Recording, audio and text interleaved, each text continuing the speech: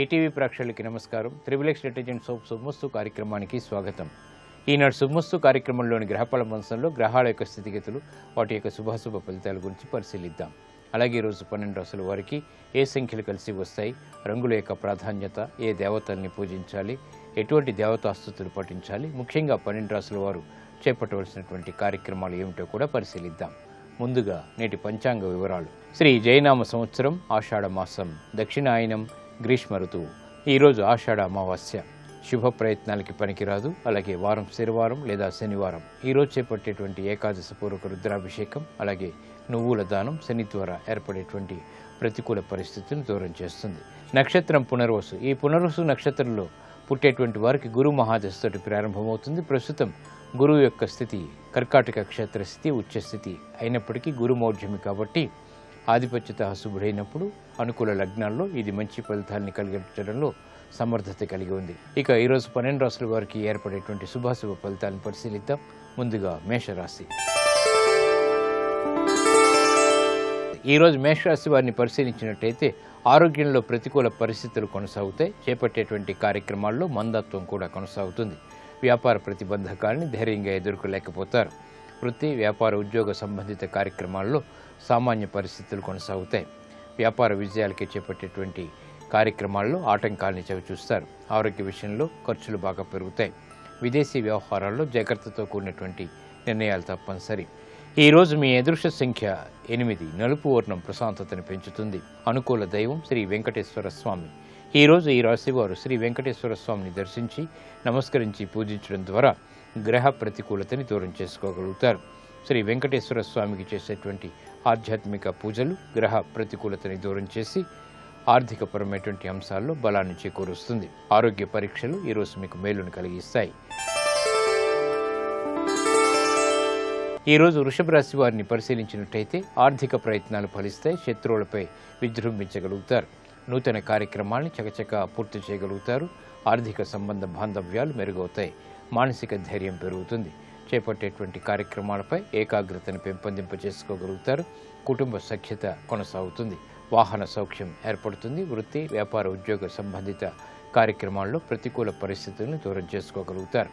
ఈరోజు మీ అదృష్ట సంఖ్య 2. పసుపు వర్ణం త్వరితగతిని శుభాన్ని కలిగిస్తుంది. శుభవార్తను తెచ్చిపెడుతుంది. అనుకూల దైవం శ్రీ మహాలక్ష్మి. ఈరోజు ఈ రాశివారు శ్రీ మహాలక్ష్మి అమ్మవారిని దర్శించి నమస్కరించి పూజించడం ద్వారా మానసిక ప్రశాంతత పెరుగుతుంది. శ్రీ మహాలక్ష్మీదేవికి చేసేటువంటి ఆధ్యాత్మిక పూజలు, శ్రీ సూక్త విధానంతో చేపట్టేటువంటి ఆధ్యాత్మిక కార్యక్రమాలు ఆర్థిక అభివృద్ధికి దోహదపడతాయి. ఆధ్యాత్మిక కార్యక్రమాలు ఈరోజు మీకు లాభిస్తాయి. ఈరోజు మిథున రాశి వారిని పరిశీలించినట్టయితే పిల్లల విషయంలో జాగ్రత్తలు పాటించాలి. శుభ సంఘటనలు ఆర్థికంగా చోటు చేసుకుంటాయి. కార్యక్రమ నిర్వహణలో ఆశించినటువంటి ప్రయోజనాల్ని పొందగలుగుతారు. నూతన స్నేహాల ద్వారా లబ్ధి చేకూరుతుంది. వృత్తి, వ్యాపార, ఉద్యోగ సంబంధిత కార్యక్రమాల్లో చిరు సమస్యలు తలెత్తినప్పటికీ తిరిగి సర్దుమణుగుతాయి. కార్యక్రమ నిర్వహణలో జాగ్రత్తతో కూడినటువంటి నిర్ణయాలు తప్పనిసరి. ఈరోజు మీ అదృష్ట సంఖ్య 5. ఆకుపచ్చ వర్ణం రక్షణకి దోహదపడుతుంది. అనుకూల దైవం మహాగణపతి. ఈరోజు ఈ రాశి వారు మహాగణపతిని దర్శించి నమస్కరించి పూజించడం ద్వారా ఆర్థిక లావాదేవీలు బాగా కలిసి వస్తాయి.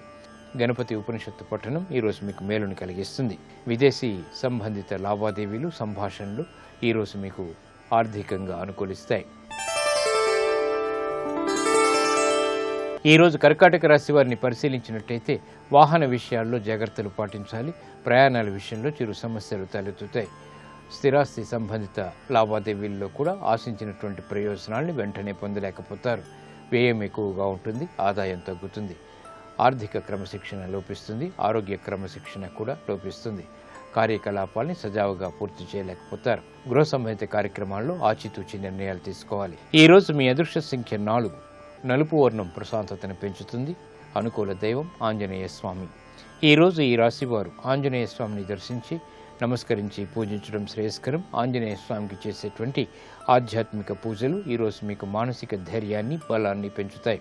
ఆధ్యాత్మిక కార్యక్రమాలు ఈరోజు మీకు సంతృప్తిని కలిగిస్తాయి. ఈరోజు సింహరాశి వారిని పరిశీలించినట్టయితే వ్యాపార విజయాలు చేజిక్కించుకోగలుగుతారు. అనుకూలమైనటువంటి మార్పులు ఆర్థికంగా చోటు చేసుకుంటాయి. ఆకస్మిక ప్రతికూల పరిస్థితుల్ని దూరం చేసుకోగలుగుతారు. కార్యక్రమ నిర్వహణలో ఆత్మవిశ్వాసం పెరుగుతుంది, మానసిక ధైర్యం పెరుగుతుంది. చేపట్టేటువంటి కార్యక్రమాలు సత్ఫలితాన్ని కలిగిస్తాయి.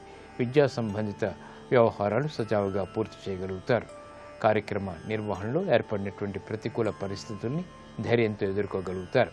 ఈరోజు మీ అదృష్ట సంఖ్య 3. పసుపు వర్ణం త్వరితగతిని శుభాల్ని కలిగిస్తుంది. అనుకూల దైవం దక్షిణామూర్తి. ఈరోజు ఈ రాశివారు దక్షిణామూర్తి స్వామిని దర్శించి నమస్కరించి పూజించడం శ్రేయస్కరం. దక్షిణామూర్తి అష్టోత్తర పఠనం ఈరోజు మీకు మానసిక ధైర్యాన్ని పెంచుతుంది, ఆలోచన సంపత్తిని పెంచుతుంది. ఆర్థిక లావాదేవీలు ఈరోజు మీకు లాభిస్తాయి. ఈరోజు కన్యారాశి వారిని పరిశీలించినట్టయితే ఆర్థిక ప్రయోజనాన్ని సాధించగలుగుతారు. లాభసాటితో కూడినటువంటి కార్యక్రమ నిర్వహణ ఆత్మవిశ్వాసాన్ని పెంపొందింపచేస్తుంది. గతంలో కన్నా మెరుగైనటువంటి పరిస్థితులు వ్యాపారరీత్యా ఆనందాన్ని కలిగిస్తాయి. కుటుంబ వ్యవహారాలు అనుకూలిస్తాయి. వినోదాల్లో పాల్గొంటారు. చేపట్టేటువంటి కార్యక్రమాల్లో ఆత్మవిశ్వాసం కలిగి ఉంటారు. వృత్తి, వ్యాపార, ఉద్యోగ సంబంధిత ప్రయోజనాన్ని సాధించగలుగుతారు. ఈ రోజు మీ అదృష్ట సంఖ్య 5. ఆకుపచ్చ వర్ణం రక్షణకి తోడవుతుంది, ప్రతికూల పరిస్థితుల్ని దూరం చేస్తుంది. అనుకూల దైవం మహావిష్ణువు. ఈరోజు ఈ రాశివారు మహావిష్ణువుని దర్శించి నమస్కరించి పూజించడం ద్వారా వ్యవహారాల్లో చుక్కెదురు పరిస్థితుల్ని అధిగమించగలుగుతారు. విష్ణు సహస్రనామ పారాయణ ఈరోజు మీకు విజయాలను తెచ్చిపెడుతుంది. కోర్టు సంబంధిత వ్యవహారాలు, లావాదేవీలు, సంభాషణలు ఈరోజు మీకు లాభిస్తాయి. ఈరోజు తులారాశి వారిని పరిశీలించినట్టయితే ఆరోగ్య విషయంలో ఖర్చులు పెరుగుతాయి. ఆందోళనకర పరిస్థితులు ఆర్థికంగా అయోమయాన్ని సృష్టిస్తాయి కాబట్టి జాగ్రత్తలు పాటించాలి. వ్యాపార వ్యవహారాల్లో దూకుడుతో కూడినటువంటి నిర్ణయాలు పనికిరావు. విద్యా సంబంధిత వ్యవహారాల్లో విఘ్నాలను చవిచూస్తారు. వృత్తిలో అభివృద్ధికి చేపట్టేటువంటి కార్యక్రమాల్లో ఆటంకాలు పెరుగుతాయి. గృహ సంబంధిత కార్యక్రమాల్లో ఆర్థికపరమైనటువంటి అంశాలు వేధిస్తాయి. ఈరోజు మీ అదృష్ట సంఖ్య 2. తెలుపు వర్ణం ప్రశాంతతను పెంచుతుంది. అనుకూల దైవం మహాకాళి.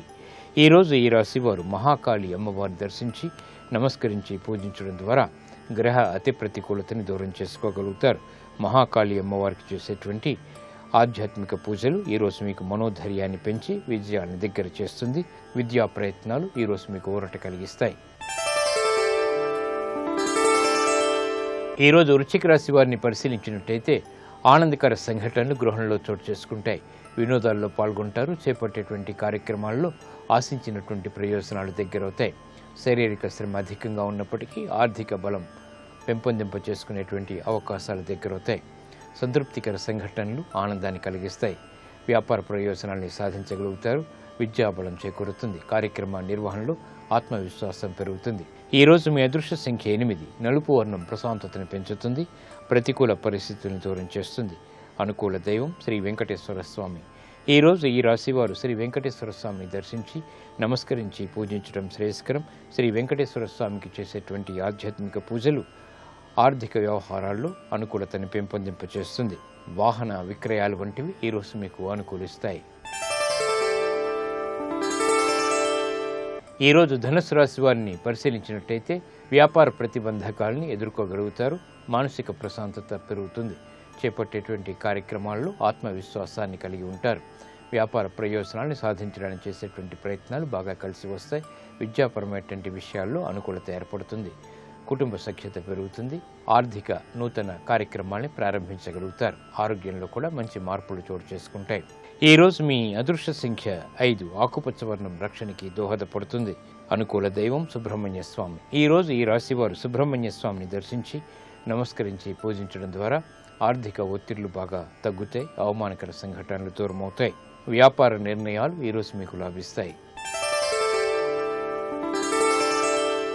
ఈరోజు మకర రాశి వారిని పరిశీలించినట్టయితే మానసిక ధైర్యం కలిగి ఉంటారు. చేపట్టేటువంటి కార్యక్రమాల్లో ప్రోత్సాహం లభిస్తుంది. వ్యాపార కార్యకలాపాలను సజావుగా పూర్తి చేయగలుగుతారు. సంబంధ బాంధవ్యాలు ఆర్థికంగా మెరుగవుతాయి. చేపట్టేటువంటి కార్యక్రమాలలో ఆశించినటువంటి ప్రయోజనాన్ని వెంటనే పొందగలుగుతారు. శుభవార్తలు వింటారు. ప్రాధాన్యతను సంతరించుకునేటువంటి కార్యక్రమ నిర్వహణ గృహరీత్యా కొనసాగుతుంది. ఆరోగ్యం పదిలం. ఈరోజు మీ అదృష్ట సంఖ్య 1. నలుపు వర్ణం ప్రశాంతతను పెంచుతుంది. ప్రతికూల పరిస్థితుల్ని దూరం చేస్తుంది. అనుకూల దైవం ఈశ్వరుడు. ఈరోజు ఈ రాశివారు శివాలయాన్ని దర్శించి ఈశ్వరుడికి అభిషేకాది కార్యక్రమాలు నిర్వహించడం ద్వారా శుభవార్తలు వింటారు. ఏకాదశపూర్వక రుద్రాభిషేకం, బిల్వపత్రితో కూడినటువంటి పూజలు ఈరోజు మీకు ఆకస్మిక ఆనందకర వార్తలను తెచ్చిపెడుతుంది. ఆర్థిక లావాదేవీలు ప్రయత్నాలు ఈరోజు మీకు లాభిస్తాయి. ఈరోజు కుంభరాశి వారిని పరిశీలించినట్టయితే వ్యాపార కార్యకలాపాలని సజావుగా పూర్తి చేయగలుగుతారు. కుటుంబ పరిస్థితులు మెరుగవుతాయి. కుటుంబ సఖ్యత పెరుగుతుంది. కార్యక్రమ నిర్వహణలో నైపుణ్యం కొనసాగుతుంది. వ్యాపార ప్రతిబంధకాలని సమర్థతతో ఎదుర్కోగలుగుతారు. స్వతంత్ర నిర్ణయాలకి ఉపక్రమించగలుగుతారు. కోర్టు సంబంధిత వ్యవహారాలు బాగానే కలిసి వస్తాయి. శత్రువులపై విజృంభించగలుగుతారు. రాజకీయ లబ్ధికే చేపట్టేటువంటి కార్యక్రమాల్లో అనుకూలత ఏర్పడుతుంది. ఈ రోజు మీ అదృష్ట సంఖ్య 8. నీలపు వర్ణం మేలును కలిగిస్తుంది. ప్రశాంత పరిస్థితుల్ని ఆహ్వానిస్తుంది. అనుకూల దైవం ఆంజనేయ స్వామి. ఈ రోజు ఈ రాశి వారు ఆంజనేయ స్వామిని దర్శించి నమస్కరించి పూజించడం ద్వారా ఆర్థిక వ్యవహారాల్లో విజయాలు సిద్ధిస్తాయి. ఆంజనేయ స్వామికి చేసేటువంటి తమలపాకు పూజలు మనోధైర్యాన్ని పెంచి తద్వారా విజయాన్ని దగ్గర చేస్తుంది. ఆర్థిక ప్రయత్నాలు ఈరోజు మీకు లాభిస్తాయి. ఈరోజు మీనరాశి వారిని పరిశీలించినట్టయితే విద్యా సంబంధిత వ్యవహారాల్లో విజయాలు చేజిక్కించుకోగలుగుతారు. మానసిక ఆందోళన ఉన్నప్పటికీ ఆర్థికంగా నెగ్గుకు రాగలుగుతారు. కార్యక్రమ నిర్వహణలో ఏర్పడినటువంటి సమస్యలకు పరిష్కారాలు ఆలస్యంగా పొందగలుగుతారు. కుటుంబ వ్యవహారాల్లో జాగ్రత్తతో కూడినటువంటి నిర్ణయాలు తప్పనిసరి. క్రీడా సంబంధిత వ్యవహారాల్లో చిరు ప్రమాదాలు ఏర్పడేటువంటి సంఘటనలు లేకపోలేదు కాబట్టి జాగ్రత్తలు వహించాలి. ఈరోజు మీ అదృష్ట సంఖ్య 5. ఆకుపచ్చ వర్ణం రక్షణకి దోహదపడుతుంది. అనుకూల దైవం మహాగణపతి. ఈరోజు ఈ రాశి వారు మహాగణపతిని దర్శించి నమస్కరించి పూజించడం శ్రేయస్కరం. గణపతి అష్టోత్తర పఠనం ఈరోజు మీకు విఘ్నాలని దూరం చేస్తుంది. ప్రమాదాలని దూరం చేస్తుంది. విజయాల్ని కలిగిస్తుంది. విదేశీ సంబంధిత లావాదేవీలు, ప్రక్రియలు, సంభాషణలు ఈరోజు మీకు ఉపకరిస్తాయి. ఇప్పుడు ఆరోగ్యం, ఆయుర్వేద వంశంలో ఆయుర్వేద వైద్య విశేషాలు తెలుసుకుంటారు. నమస్కారం. ఈనాటి శుభమస్తు కార్యక్రమంలో ఆరోగ్యం ఆయుర్వేదం శీర్షికన వాతపు నొప్పులు తగ్గించుకోవడానికి ఆయుర్వేదంలో ఉండేటువంటి పరిష్కార మార్గాల గురించి తెలుసుకుందాం. మామూలుగా ఏంటంటే శరీరంలో వాతపిత్త కఫాలని 3 దోషాలు ఉంటాయి. అందులో వాత దోషం మన శరీరంలో ఉండేటువంటి కండరాలన్నీ కదలడానికి కారణమైనటువంటి దోషం అన్నమాట. అయితే ఇదేమవుతుందంటే ఒక్కొక్కసారి ఈ వాత దోషం ఎక్కువైపోయి శరీరంలో ఉండవలసిన దానికంటే ఎక్కువగా అయిపోయినప్పుడు అది రకరకాల సమస్యలకు కారణం అవుతూ ఉంటుంది. అలాంటి వాటిలలో ఒకటి ఈ వాతపు నొప్పులు అనమాట. అంటే కండరాలన్నీ కూడా బాగా నొప్పులు పెడుతూ ఉంటాయి. అలాగే కొంచెం ఏంటంటే కొంచెం తిమ్మిరిగా ఉండేటువంటి ఒక లక్షణం కూడా ఈ వాతపు నొప్పుల్లో కనిపిస్తూ ఉంటుంది. ఇటువంటివి వచ్చినప్పుడు ఏంటంటే మామూలుగా వాత దోషాన్ని తగ్గించుకోవడానికి తైలం బాగా ఉపయోగపడుతుంది. అందులోనూ వాత దోషాన్ని తగ్గించేటువంటి కొన్ని మూలికలతో కలిపి ఒక తైలాన్ని తయారు చేసుకున్నట్టయితే అది ఈ వాతపు నొప్పులు తగ్గడానికి బాగా సహాయపడుతుంది. ఆ తైలం తయారు చేసుకోవడానికి మనకు కావాల్సినటువంటి 3 ద్రవ్యాలలో మొట్టమొదటిది అశ్వగంధ. అశ్వగంధని మరీ మెత్తటి చూర్ణంలాగా కాకుండా కొంచెం గరుగ్గా ఉండేటువంటి చూర్ణంలాగా చేసుకుని ఒక 50 గ్రాముల పరిమాణంలో తీసుకోండి. తర్వాత మనం తీసుకోవాల్సినటువంటిది బలా మూలం, బలా వేళ్ళు అన్నమాట. ఈ బలా వేళ్ళు కూడా వాత దోషాన్ని తగ్గించడానికి బాగా సహాయపడతాయి. వీటిని కూడా ఇందాక చెప్పినట్టుగానే గరుగు చూర్ణంలాగా చేసుకుని 50 గ్రాముల పరిమాణంలో తీసుకోండి. ఇంకా ఆఖరి ద్రవ్యం ఏంటంటే ఉలవలు. ఉలవలు కూడా వాత దోషాన్ని తగ్గించడానికి చాలా బాగా ఉపయోగపడతాయి. ఉలవల్ని కూడా కొంచెం అంటే బరకగా ఒక పొడిలాగా పిండిలాగా చేసేసుకుని ఉంచుకోవాలి. ఇది కూడా 50 గ్రాముల పరిమాణంలోనే తీసుకోవాలి.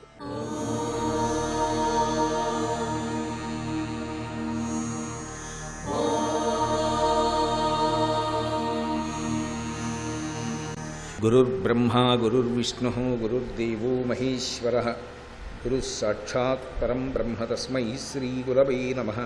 హరి ఓం. ఆయన పాదములు అరవిందములు. మళ్ళీ మళ్ళీ చెప్తున్నాను. ఇప్పుడు మన మనసు షట్పది అయితే, లేకపోతే కాళ్ళు పద్మములు అవవు. పద్మాలు కాళ్ళగా విష్ణు ఉంటారని లోకంలో లేదు. కానీ అవి పాదపద్మములు ఎప్పుడవుతాయి అంటే మీ పాదపద్మములకు నమస్కరించుతున్నాను అనడానికి అర్హత ఎప్పుడు కలుగుతుంది అంటే మనం పంచేంద్రియాలు మనస్సుతో దాని యందు నిలబడి ఆ మకరందాన్ని పొందడం అలవాటైతేనే పాదపద్మములకు నమస్కారం అనాలి. లౌకికంగా నోటితో అనడం కాదు. అది నువ్వు షట్పది కాకుండా అనకూడదు. 9 కానివాడికి పద్మంలో ఉన్న తేనె రుచి ఎలా తెలుస్తుంది?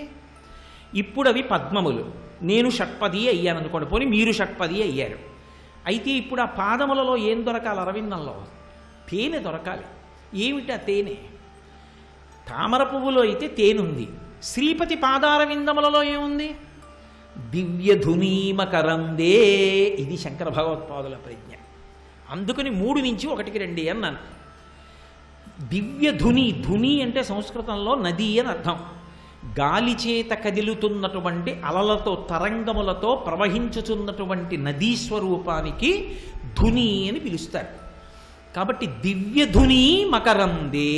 ఇప్పుడు ఆయన పాదములనబడేటటువంటి పద్మముల యందు మామూలు మకరందం కాదుట, ఒక నదే ప్రవహిస్తోందిట.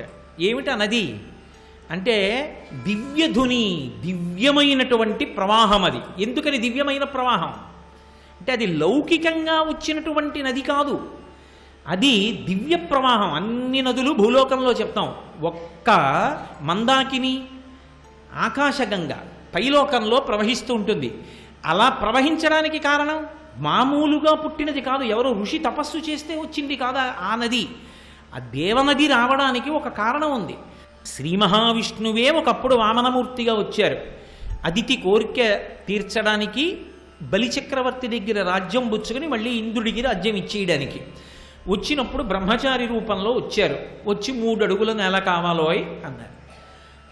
ఆయన అన్నాడు, బ్రహ్మచారివి 3 అడుగుల నేల ఏమిటి, ఏం కావాలో చెప్పబోయ్, నేను మహాచక్రవర్తిని, పిల్లాడివి ఇంత తేజస్సుతో ఉన్నావు, 3 అడుగుల నేల ఏమిటి పిల్లాడివి, కొలుచుకుంటే ఏమొస్తుంది, నా స్థాయికి తగినట్టు అడుగు. వరలో మాడములో ఫలములో వన్యంబులో గోవులో కరులో కాంచనమో నికేతనములో భూములో గ్రామంబులో ఏం కావాలో అడుగు ఇచ్చేస్తాను.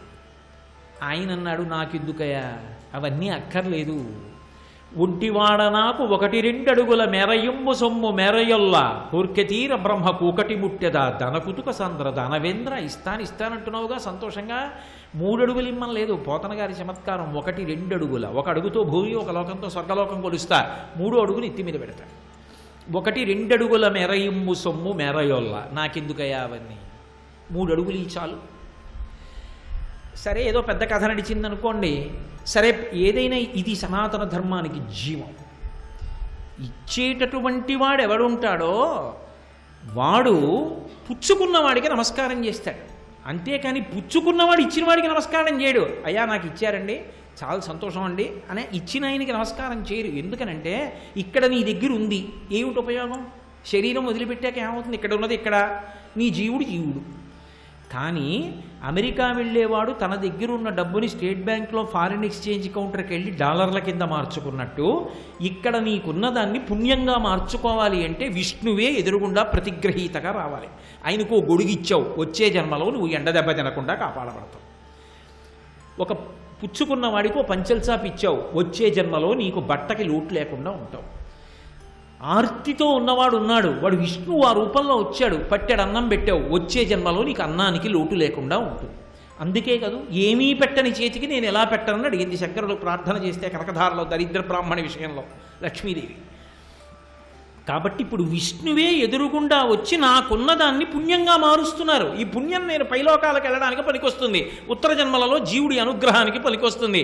కాబట్టి భవతే విష్ణుస్వరూపాయతే, పుచ్చుకున్నవాడిని విష్ణు రూపంగా భావించి వేదం నమస్కారం చేయమని చెప్పింది.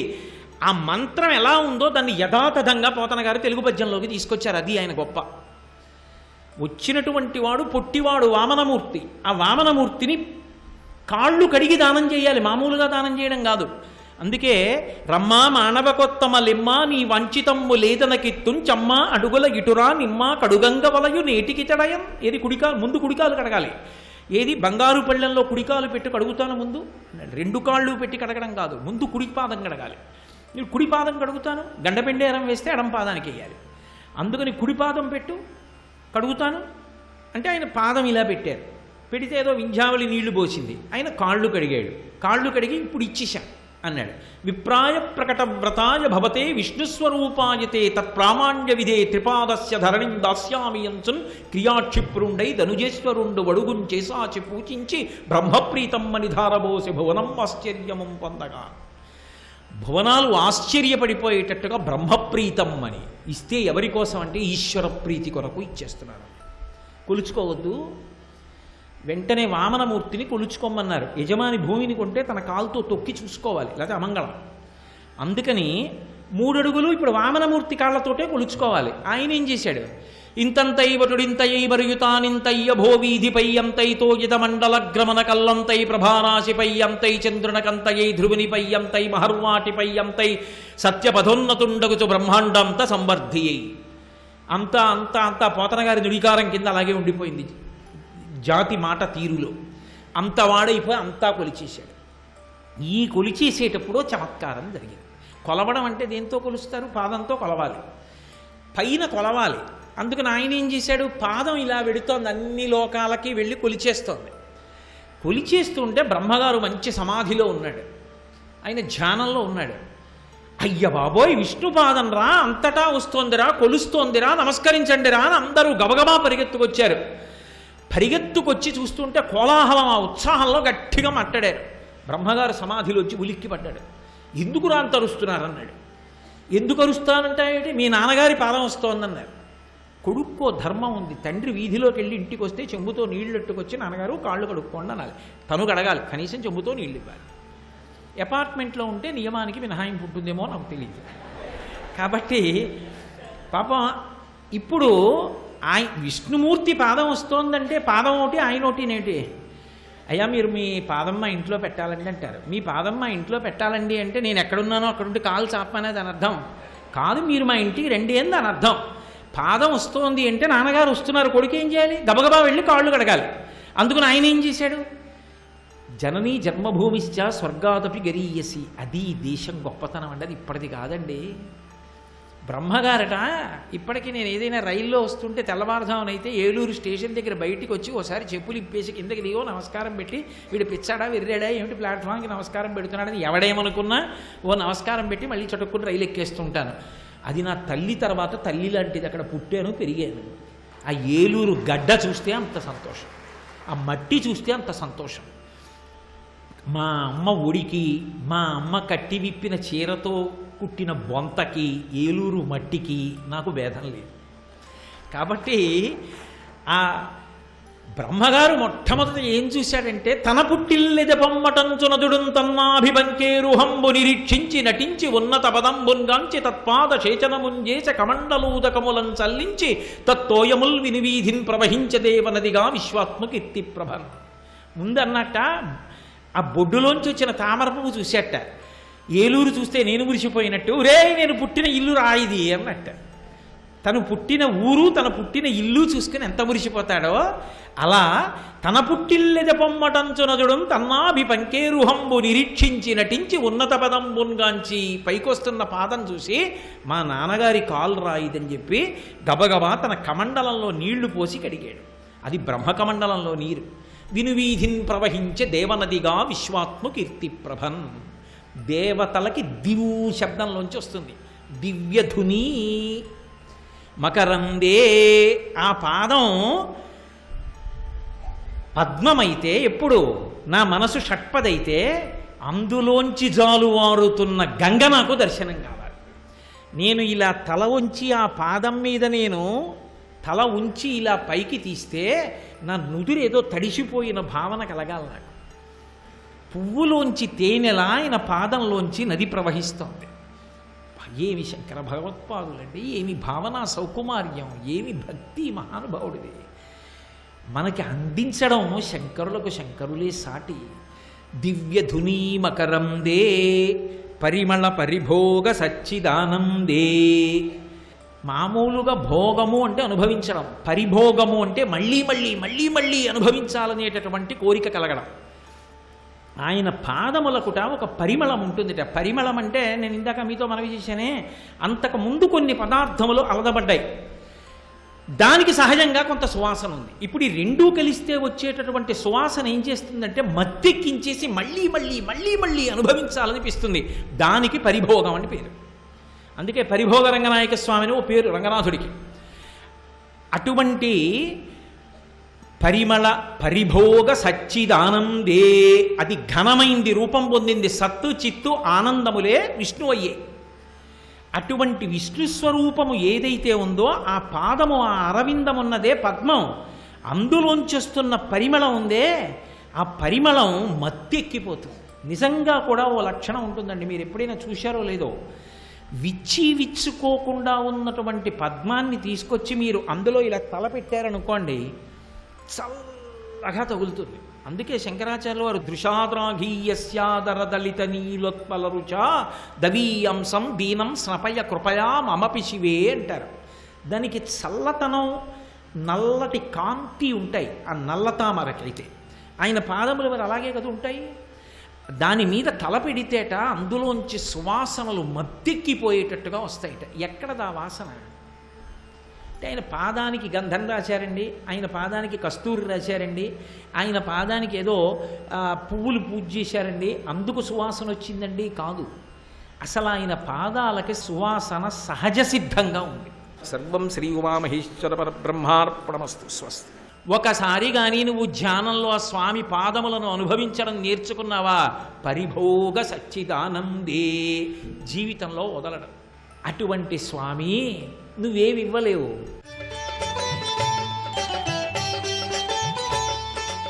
ఈ వాతపు నొప్పులు తగ్గించుకోవడానికి మనం తయారు చేసుకునేటువంటి తైలానికి ముందుగా మనం 3 మూలికలు తీసుకున్నాం కదా.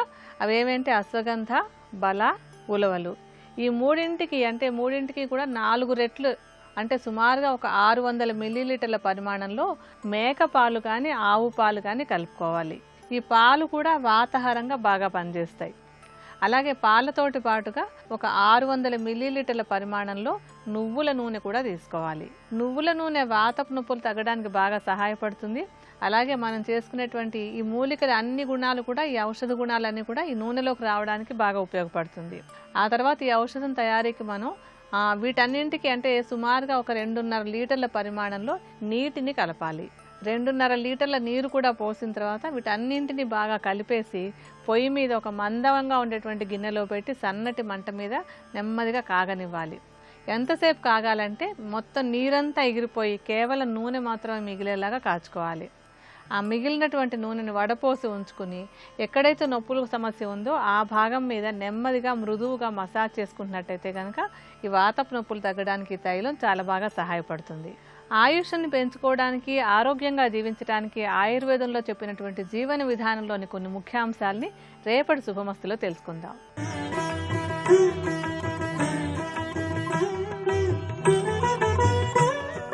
త్రిబులెక్స్ డిటర్జెంట్ సోప్ శుభమస్తు కార్యక్రమంలో శుభయోగం శీర్షికకి స్వాగతం. ఈ శీర్షికన కార్యసిద్ధి ప్రక్రియలు అనే అంశం గురించి పరిశీలిద్దాం. శని కార్యసాధకుడు. శని అనుగ్రహాన్ని పొంది కార్యసిద్ధిని పెంపొందింపజేసుకోవటానికి శనివారం నాడు ఒక గిన్నెలో ఎర్ర ఆవాల నూనె పోసి నీడలో నిలబడి నల్ల మినుములతో సహా ఎవరికైనా దానంగా ఇవ్వాలి. ఇలా చేస్తే కార్యసిద్ధి కలుగుతుంది. అదేవిధంగా శనివారం నాడు నలుపు రంగు లేదా నీలం రంగు లేదా ఊదా రంగులో ఉన్నటువంటి పూలు పూచేటటువంటి ఒక మొక్కను నాటడం ద్వారా కూడా శని యొక్క అనుగ్రహాన్ని పొంది కార్యసిద్ధిని పెంపొందింపజేసుకోవచ్చు. శనివారం నాడు ఆంజనేయ స్వామి వారి సన్నిధిలో మట్టి ప్రమిదలో కానీ ఇత్తడి ప్రమిదలో కానీ నువ్వుల నూనె కానీ ఆవ నూనె కానీ పోసి పశ్చిమం దిక్కు వైపు ఒత్తి వేసి వెలిగించటం ద్వారా శని అనుగ్రహాన్ని పొంది కార్యసిద్ధిని పెంపొందింపజేసుకోవచ్చు. అదేవిధంగా శనివారం నాడు గృహంలో పశ్చిమ దిక్కు వైపు తిరిగి ఒక ఇనుప పాత్రలో నీటిని తీసుకొని ఆ నీటిలో నల్ల మినుములు, జమ్మి ఆకులు, అక్షింతలు కలిపి శనిని స్మరిస్తూ అర్ఘ్యాన్ని విడిచిపెట్టడం ద్వారా కూడా శని యొక్క అనుగ్రహాన్ని పొంది కార్యసిద్ధిని పెంపొందింపజేసుకోవచ్చు. అదేవిధంగా శనివారం నాడు రావి చెట్టు కింద కూర్చొని హనుమంతుణ్ణి స్మరించుకోవటం, శని విగ్రహం మీద నువ్వుల నూనెను పోసి ఆ తర్వాత వంకాయను ఎవరికైనా దానంగా ఇవ్వటం ద్వారా కూడా కార్యసిద్ధి ఏర్పడుతుంది. అదేవిధంగా శనివారం నాడు పాలు, పెరుగు ఈ రెండింటినీ కలిపి నుదుటన తిలకంలాగా ధరించడం ద్వారా, దేవాలయంలో ఎవరికైనా కర్పూరాన్ని దానంగా ఇవ్వటం ద్వారా కూడా కార్యసిద్ధి ఏర్పడుతుంది. అదేవిధంగా శనివారం నాడు గోధుమలు, బియ్యం, బార్లీ గింజలు శివాలయంలో ఎవరికైనా దానంగా ఇవ్వటం, శివుడికి మీ గృహంలో నల్ల నువ్వులు కలిపినటువంటి పాలతో అభిషేకం చేయటం ద్వారా శని యొక్క అనుగ్రహాన్ని పొంది కార్యసిద్ధిని పెంపొందింపజేసుకోవచ్చు. అదేవిధంగా మీకు తరచూ నిరుత్సాహం కలుగుతున్నటువంటి తరుణంలో, పనిలో ఏకాగ్రత కలగకుండా ఇబ్బందులు ఎదుర్కొంటున్నటువంటి తరుణంలో మానసిక స్థైర్యాన్ని పెంపొందింపజేసుకోవటానికి, పనిలో ఏకాగ్రతను పెంపొందింపజేసుకోవటానికి కొన్ని విధి విధానాలను పాటించాలి. ఆదివారం నాడు శివాలయంలో ఉన్నటువంటి కాలభైరవ మందిరంలో దీపాన్ని వెలిగించటం ద్వారా, ఆ తర్వాత నల్ల కుక్కలకు ఆహారాన్ని వేయటం ద్వారా పనిలో ఏకాగ్రతను పెంపొందింపజేసుకొని మానసిక స్థైర్యాన్ని కూడా పెంపొందింపజేసుకోవచ్చు. అదేవిధంగా మంగళవారం నాడు గృహంలో పశ్చిమ దిక్కులో ఒక ఎరుపు రంగు వస్త్రాన్ని ఉంచి ఆ ఎరుపు రంగు వస్త్రం మీద మీరు కూర్చొని లక్ష్మీ నరసింహస్వామి వారి చిత్రపటానికి ఎర్రటి పూలతో ఎర్రటి అక్షింతలతో అర్చన చేసి స్వామివారిని అర్చించిన కుంకుమను నుదుటన ధరించినట్లయితే కూడా పనిలో ఏకాగ్రతను పెంపొందింపజేసుకోవచ్చు. అదేవిధంగా శుక్రవారం నాడు దుర్గాదేవిని కుంకుమతో అర్చించటం ద్వారా, ఎర్రటి పుష్పాలతో అర్చించటం ద్వారా కూడా పనిలో ఏకాగ్రతను పెంపొందింపజేసుకోవచ్చు. మంగళవారం నాడు అభయాంజనేయ స్వామి వారి విగ్రహానికి తమలపాకుల హారాన్ని వేసి అప్పాలు చిట్టిగారెలు నివేదన చేయటం ద్వారా, దీనితో పాటుగా శ్రీరామదూతాయ హనుమాన్ నమః అని జపిస్తూ హనుమంతుడి విగ్రహానికి సింధూరాన్ని అలంకరించడం ద్వారా కూడా పనిలో ఏకాగ్రతను పెంపొందింపజేసుకొని మానసిక స్థైర్యాన్ని పెంపొందింపజేసుకోవచ్చు. అదేవిధంగా సోమవారం నాడు పరమేశ్వరుడికి తేనె కలిపినటువంటి నీటితో అభిషేకం చేయటం ద్వారా కూడా చక్కటి ప్రయోజనాన్ని పొందవచ్చు.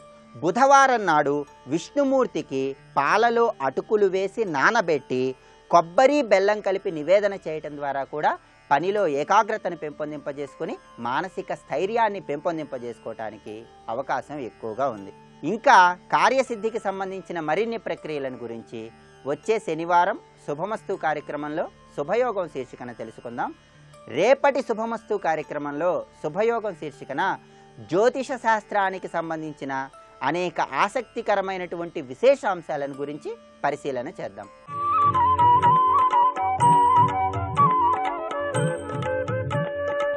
ఈటీవీ ప్రేక్షకుల నమస్కారం. ట్రిపులెక్స్ డిటర్జెంట్ సోప్ శుభమస్తు కార్యక్రమంలో కుజదోష పరిహారాలకి స్వాగతం. కుజదోష పరిహారాలు ప్రధానంగా నక్షత్రాల ప్రకారంగా జరుగుతున్నాయి. 12 రాసులకి 12 నక్షత్రాలు జాతక శాస్త్రాల్లో చెప్పబడ్డాయి. ముఖ్యంగా ఇప్పటి వరకు కర్కాటక రాశి వరకు పరిహారమైన నక్షత్రాలు చెప్పుకున్నాం. మేషరాశిలో అశ్విని నక్షత్రం, అలాగే వృషభ రాశిలో మృగశిర నక్షత్రం, ఇదే విధంగా మిథున రాశిలో మృగశిర నక్షత్రంతో పాటుగా పునర్వసు నక్షత్రం, అలాగే కర్కాటక రాశిలో పునర్వసు నక్షత్రంతో పాటుగా పుష్యమి నక్షత్రం, ఇవన్నీ పరిహారాలని సూచిస్తున్నాయి. ఇక సింహరాశిని పరిశీలిస్తే సింహరాశిలో ఉత్తరాత్రయాలు ఉన్నాయి కాబట్టి ఉత్తరాత్రయంలో మొదటిది ఉత్తరా నక్షత్రం. ఉత్తరా నక్షత్రం సింహరాశిలో ఉన్నది. సింహరాశిలో ఉత్తరా నక్షత్రంలో జన్మించిన వాళ్ళకి, అలాగే కన్యా రాశిలో ఉత్తరా నక్షత్రంలో జన్మించిన వాళ్ళకి కుజదోషం పరిహారం అవుతుంది. తర్వాత ఇక తులారాశిని పరిశీలిస్తే తులారాశిలో స్వాతి నక్షత్రంలో జన్మించిన వ్యక్తులకి కుజదోషమే వర్తించదు. ఇక వృశ్చిక రాశిని పరిశీలిస్తే అనురాధ నక్షత్ర జాతకులకి కుజదోషం అంటదు.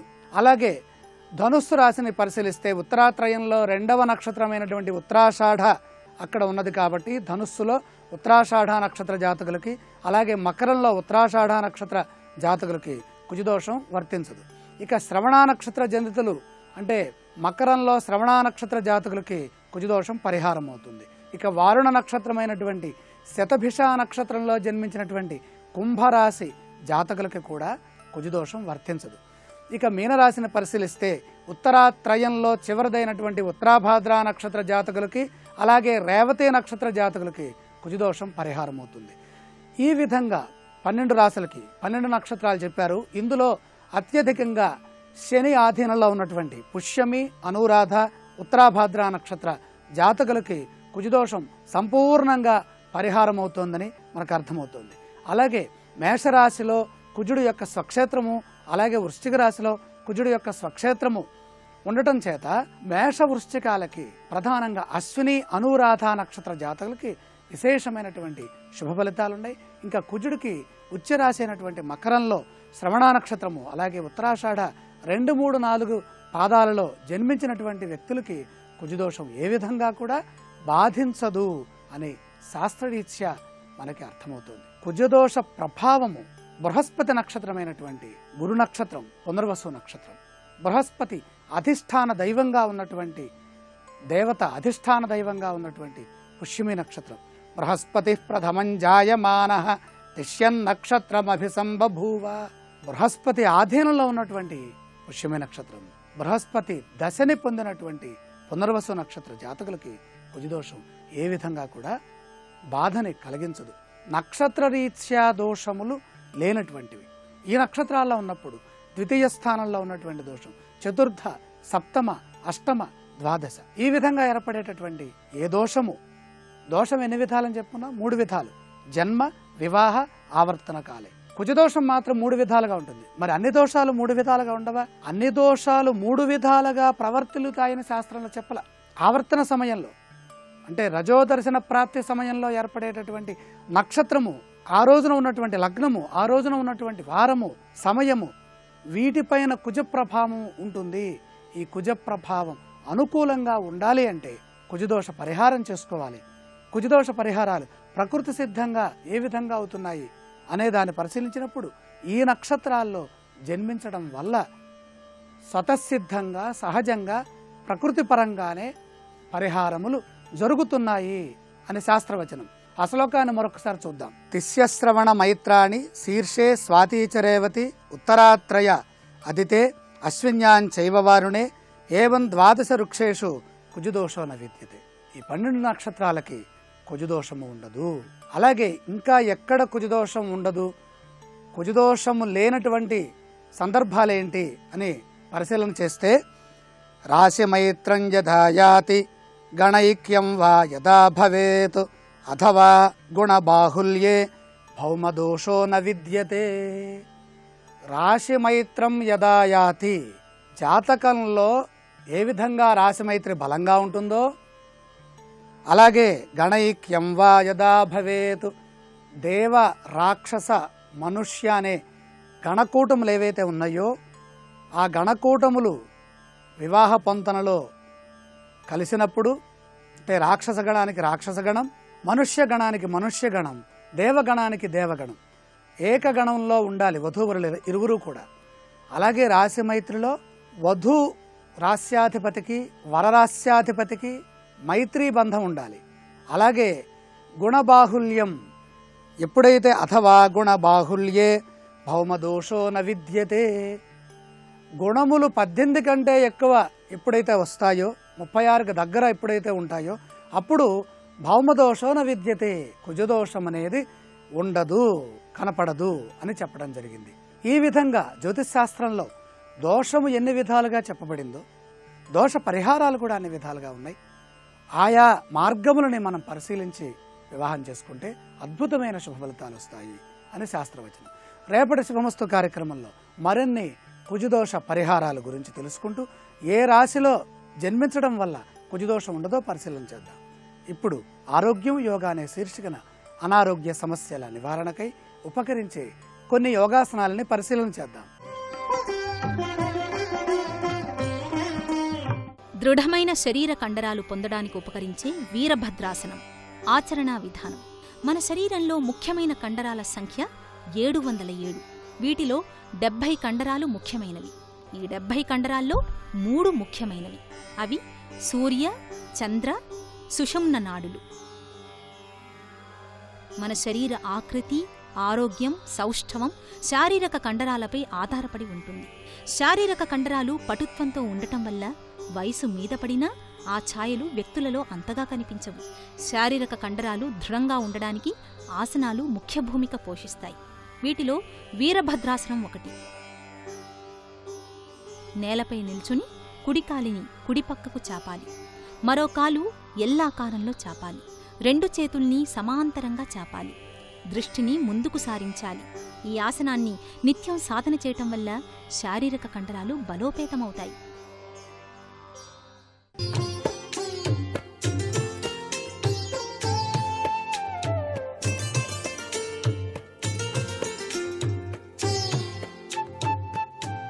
XXX డిటర్జెంట్ సోప్ శుభమస్తు కార్యక్రమంలో గృహబలం అంశానికి స్వాగతం.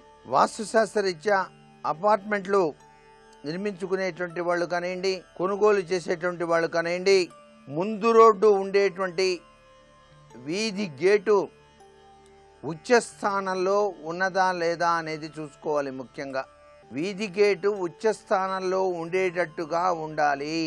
ఎన్ని ప్లాట్లుగా నిర్మించినప్పటికీ తూర్పు సింహద్వారం, తూర్పు ఈశాన్యం, ఉత్తర ఈశాన్యం, పశ్చిమ వాయువ్యం, దక్షిణ ఆగ్నేయాల్లో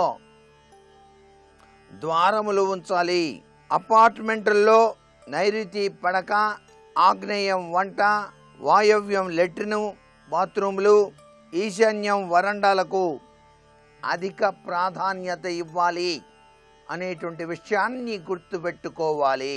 సింహద్వారము యజమాని వర్గుకు సరిపడి ఉండేటట్టుగా, యజమాని ప్లాటు స్వస్థానము మిత్రస్థానముగా ఉండేటట్టుగా జాగ్రత్త తీసుకోవాలి.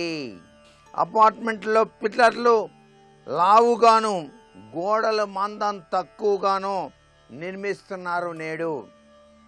దీనివల్ల గది కానీ ఇల్లు కానీ 4 కోణములు ఉండవలసిన పద్ధతిని అనుసరించుటలేదు. ఇది చాలా వాస్తుశాస్త్రంలో తప్పుగా పరిగణిస్తాం. గదిలో కానీ ఇంటిలో కానీ ఈశాన్యం పిల్లర్లు లోనికి వచ్చి కనపడరాదు. అపార్ట్మెంట్లు లేక సెల్లార్స్ వేసేటువంటి వాళ్ళు 100% వాస్తు సరి ఉన్నది అని చెప్పేసి అంటారు. కానీ పల్లెలలో విశాలవంతమైనటువంటి స్థలాలలోనే 100% సాధ్యపడుతుందని చెప్పేసి మనం చెప్పచ్చు. ఎందుకంటే విశాలవంతమైన భూమిలో నిర్మాణం ఇండివిజువల్ హౌస్గా కట్టుకున్నా చాలా బాగుంటుంది. ఏ అపార్ట్మెంట్ వారికైనా కించిత్ అయినా సరే వాస్తు దోషం ఉండక తప్పదు అని చెప్పేసి నిర్ధారించాల్సి వస్తుంది. ప్రస్తుత పరిస్థితుల్లో ఏదో ఒక తప్పు ఉంటూనే ఉంటుంది. అయితే ఈ తప్పులన్నింటినీ సవరించుకోవడానికి ఏం చేయాలండి? మేము ఇప్పటికిప్పుడు ఆ నిర్మాణం చేసిన తర్వాత చేరాం కదా, మరి ఏం చేయాలంటే వాస్తు దోష నివారణ కోసం సిద్ధి గణపతి యంత్రము అనేటువంటిది ఉంది. ఇంటి ఈశాన్యంలో ఉండేటువంటి పూజా మందిరంలో కనుక పెట్టి పూజ చేసినట్లయితే ఆ వాస్తు దోష ప్రభావం నుంచి బయలుపడటానికి ఆస్కారం అధికంగా ఉంటుంది సుమా. అపార్ట్మెంట్స్ లో కూడాను సింగిల్ డోర్లు పెడుతున్నారు సింహద్వారం. అది చాలా తప్పు అని చెప్పేసి మరొకసారి గుర్తు చేస్తున్నాను. ఏ ఇంటికైనా సరే తూర్పు గోడల కంటే పడమర గోడల మందం తగ్గకూడదు. ఎప్పుడైనా సరే తూర్పు వైపు ఉన్నటువంటి గోడ మందం కంటే పడమర వైపు ఉన్నటువంటి గోడ మందం తగ్గకూడదు. ఉత్తరం గోడల కంటే దక్షిణం గోడల మందం తగ్గకూడదు. గోడలు మందం తగ్గించడం వల్ల ఇంటిలో ఆగ్నేయ వాయువ్య నైరుతి దిశలు పెరగరాదు. ఒకే ఇంటి గోడలు వెలుపల గోడలు సమానాంతరంగా ఉండాలి. మధ్య గోడలు శాస్త్ర నియమములు తప్పకుండా తగ్గించుకున్నట దోషము కాదు. ఇవన్నీ కూడా వాస్తు శాస్త్రంలో గోడల మందాల విషయంలో గమనించవలసినటువంటి విశేషాంశాలు. ఇకపోతే సెల్లార్లు అని చెప్పేసి ఉన్నాయి. పడమర రోడ్డు మెరగ్గా ఉండి పడమర ఓవర్ బ్రిడ్జ్లు ఉండి తూర్పు పల్లపు రోడ్లున్న సందర్భంలో సెల్లార్లు నిర్మించుకోవచ్చు. ఇట్టి సెల్లార్లకు ఉచ్చస్థానంలో నడకలు ఉండినట్లుగా చూడాలి. తూర్పు సెల్లార్లు కట్టి పడమర విడిచిపెట్టవచ్చు, లేదా ఉత్తరం సెల్లారు దక్షిణం విడిచిపెట్టవచ్చు. దక్షిణ రోడ్డు మెరకగా ఉండి దక్షిణంలో ఓవర్ బ్రిడ్జ్లు ఉండి ఉత్తరం పల్లపు రోడ్డు ఉన్న సందర్భంలో సెల్లార్స్ నిర్మించుకోవడంలో తప్పు లేదు. ఇట్టి సెల్లార్కు దక్షిణ దిశలో ఉచ్చస్థానంలో నడకలు ఉండేటట్టుగా చూసుకోవాలి. ఇల్లు మొత్తం సెల్లార్ నిర్మించుకున్నా తప్పు లేదు. కానీ ఉత్తరం సెల్లార్ కట్టి దక్షిణం విడిచిపెట్టచ్చు, లేదా తూర్పు సెల్లార్ కట్టి పడమర విడిచిపెట్టవచ్చు. ఈశాన్యం మాత్రమే సెల్లార్ కట్టుడు కానీ పడమర 2 అడుగులు దక్షిణం 2 అడుగులు విడిచిపెట్టి మిగిలిన భాగం సెల్లారుగా విడిచిపెట్టుట శుభదాయకము. విడిచిన భాగం మెరకగా ఉండాలి. ఇప్పుడు ఆరోగ్యం యోగా అనే శీర్షికన అనారోగ్య నివారణ కోసం యోగాసనాలు ఏమిటో చూద్దాం. శారీరక కండరాలు దృఢంగా ఉండటానికి విహస్త ఉత్థాన పశ్చిమోత్తాసనం బాగా ఉపకరిస్తుంది. శారీరక కండరాలు సౌష్ఠవంతంగా ఉండటం వల్ల శారీరక రక్త ప్రసరణ వ్యవస్థ మెరుగ్గా ఉంటుంది. ఎముకలు కూడా దృఢంగా ఉంటాయి. శారీరకంగా చైతన్యవంతంగా ఉండవచ్చు. త్వరగా అలసట, నీరసం వచ్చే అవకాశం ఉండదు. ఎంత శ్రమ చేసినా శరీరం అలసిపోకుండా ఉండటానికి శారీరక కండరాలు బలంగా ఉండాలి. ఇందుకు విహస్త పశ్చిమోత్తాసనం చక్కగా ఉపకరిస్తుంది. నేలపై కూర్చుని 2 కాళ్లను చాపాలి. ఈ స్థితిలో ముందుకు వంగి 2 కాళ్ల మధ్యన తలను ఉంచాలి. 2 చేతుల్ని పైకి ఎత్తి కొక్కెంలా ఓ చేతిని మరో చేత్తో పట్టుకోవాలి. ఈ స్థితిలో ఉండగలిగినంతసేపు ఉండాలి. ఈ ఆసనాన్ని నియమబద్ధంగా సాధన చేయటం వల్ల శారీరక కండరాలన్నీ పటిష్టంగా ఉంటాయి.